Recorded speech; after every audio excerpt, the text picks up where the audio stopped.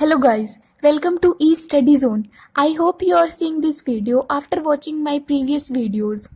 If you have any query, you can ask me in the comment section. Now let's start today's topic, Newton's third law of motion. अभी तक हमने Newton's के first 2 laws पढ़े थे जो क्या बताते हैं कि कोई भी किसी भी ऑब्जेक्ट की मोशन होने के लिए जो फोर्स है वो बहुत इंपॉर्टेंट है, वो भी अनबैलेंस्ड एक्सटर्नल फोर्स। तो अब हम थर्ड लॉ के बारे में पढ़ेंगे। The third law of motion, first of all I am telling you the statement of third law of motion, that is the third law of motion states that when one object exerts force on another object,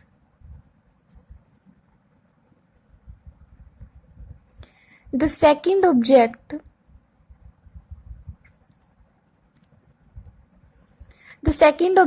also exert force instantaneously back on the first.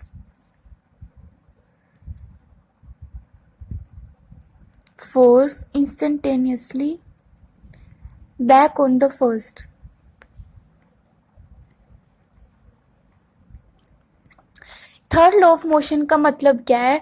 जब एक object दूसरे object पे force exert करता है तो second object भी बिल्कुल same, equal और अपोजिट इंस्टेंटेनियसली वो उस पे फोर्स एक्सर्ट करता है। जैसे जो ये दो फोर्सेस होते हैं, these two forces are always equal in magnitude but opposite in direction, because two objects exert force on each other equal in magnitude. उनका मैग्नीट्यूड तो इक्वल होता है बट वो उनकी डायरेक्शन अपोजिट होती है। फॉर एग्जाम्पल, जैसे कोई स्प्रिंग है, स्प्रिंग ए।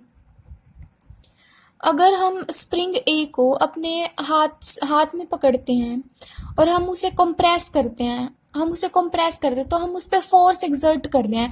तो उसको रिलीज करते वो एकदम से हमारे ऊपर भी फोर्स एक्सर्ट करेगा, बिल्कुल उतना इक्वल एंड अपोजिट, और वो हमें फील भी होता है। तो वो एक थर्ड लॉ ऑफ मोशन के अकॉर्डिंग है।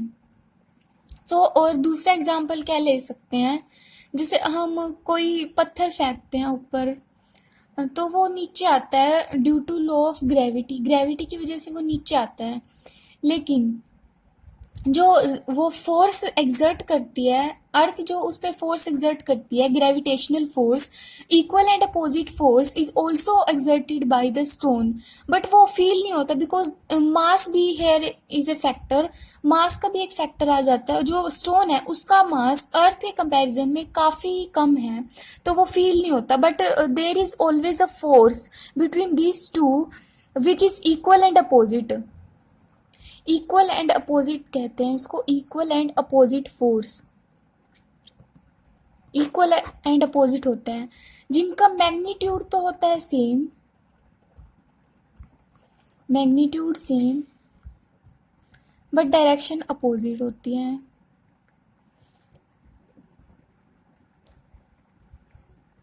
और इनको एक्शन एंड रिएक्शन भी बोलते हैं, action and reaction.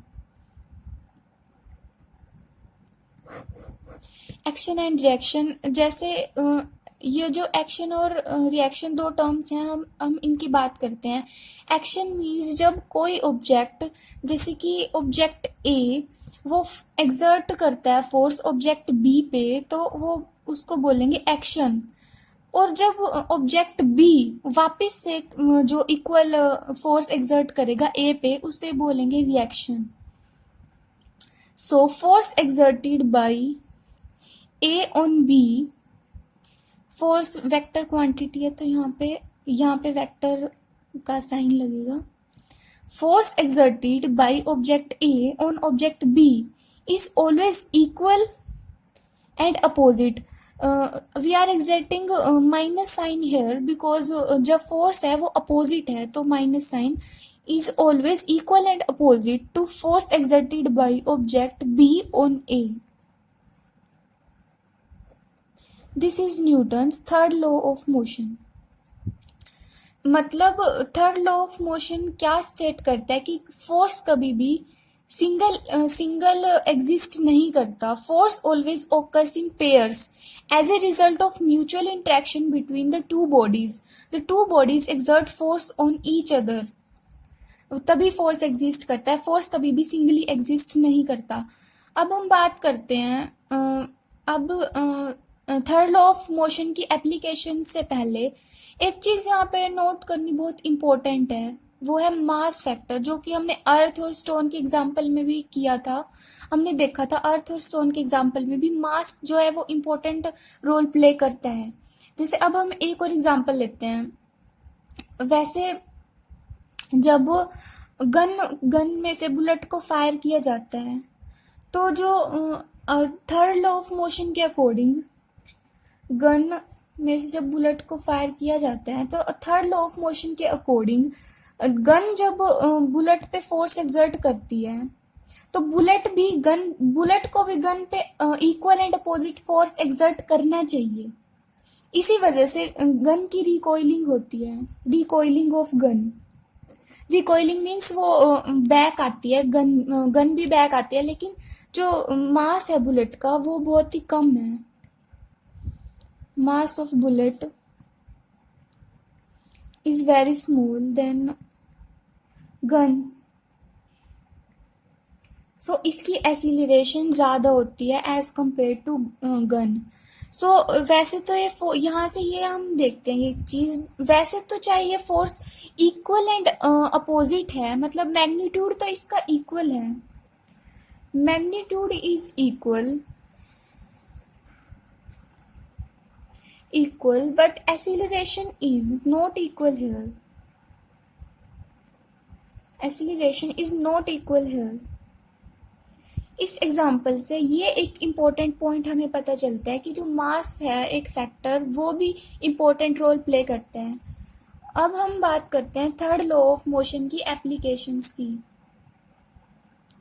Now we talk about the applications of Newton's third law.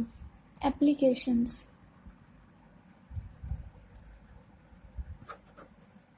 First application है a book kept on a table.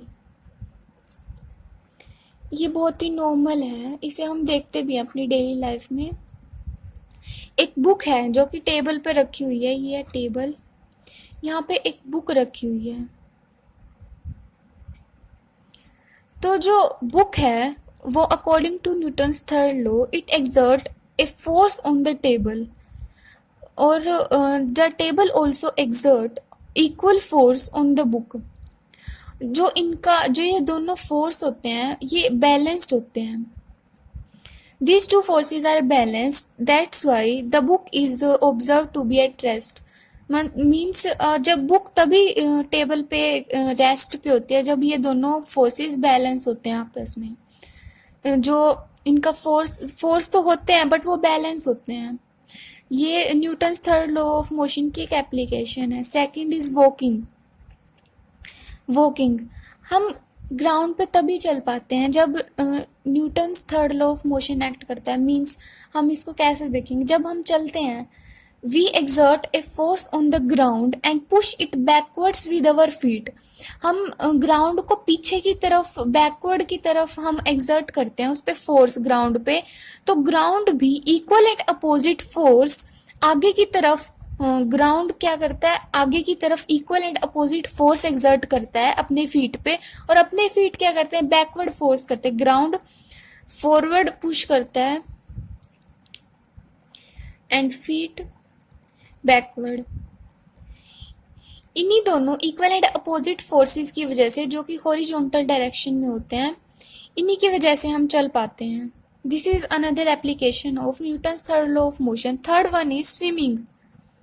Swimming में भी हम देखते हैं जब स्विमर वाटर को पुश करता है इन द बैकवर्ड डायरेक्शन तो वाटर भी इक्वल एंड अपोजिट फोर्स लगाता है इन द फॉरवर्ड डायरेक्शन. तो इसी वजह से स्विमर स्विम कर पाता है. जो स्विमर है वो किस डायरेक्शन में फोर्स एक्सर्ट करता है, बैकवर्ड डायरेक्शन में, और water pushes him to forward. और एक firing of gun, it's also an example of Newton's third law of motion. And the fifth example is rebounding of a rubber ball. When a rubber ball is struck against a wall, the wall exerts a force on the ball. जब हम किसी ball को दीवार पे मारते हैं तो जो दीवार है वो बॉल पे फोर्स एक्सर्ट करती है, उसको जिसको हम एक्शन बोलते हैं. जब वो बॉल पे फोर्स एक्ट करती है, बॉल भी इक्वल फोर्स के साथ रिबाउंड हो जाती है, मतलब वापस आ जाती है. वो इसीलिए वापस आती है क्योंकि जो दीवार है वो उस पे फोर्स एक्सर्ट करती है और उन दोनों का फोर्स इक्वल एंड अपोजिट होता है. So these are few applications of Newton's third law of motion. Thank you. And if you like the video, please like it, share it to your friends, and do subscribe my channel. Thank you.